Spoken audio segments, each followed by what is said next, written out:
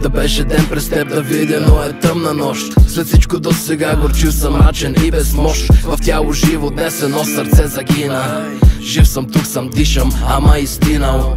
Детски плач ме вика, едва до мене стига. От тях държи ме надалече, вързан с верига. Не плачете, деца, тати няма да забрави. Важното е да сте весели и здрави. И щом настъпи ден, в който да ви срещна, тогава ще ви гушна силно и ще ви кажа нещо. На първо място да сте хора и да не държите чувства, да пускате на воля всичко дето буйства. Че щом държите вятъра дълбоко в себе си, в ураган ще стане оставящ белези. Думите при сито винаги минавайте, думите на татко си не ги забравяйте. Пуснатата котва може да се вдигне, дори горяща рана може да изтине. Ако истина любовта не я палете, защото огън ще ви изгори ръцете. Искам да виждам с очи на дете нещата, които не виждат големите. Да виждам игри цветове, а не както теб сивото ежедневие. Да виждам с очи на дете нещата, които не виждат големите.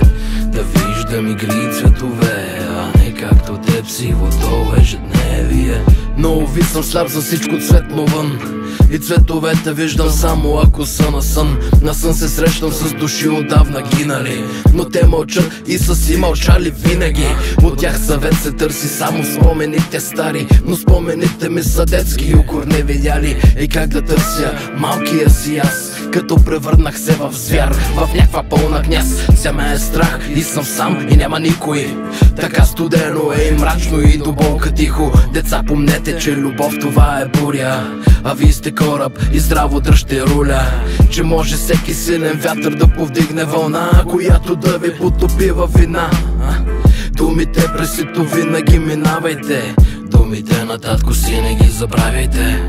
Пуснатата котва може да се вдигне, дори горяща рана може да изтине. Ако истина любовта не я палете, защото огън ще ви изгори ръцете. Искам да виждам с очи на дете нещата, които не виждат големите. Да виждам игри цветове, а не както теб сивото ежедневие. Да виждам с очи на дете нещата, които не виждат големите. Да виждам игри цветове, а не както теб сивото ежедневие.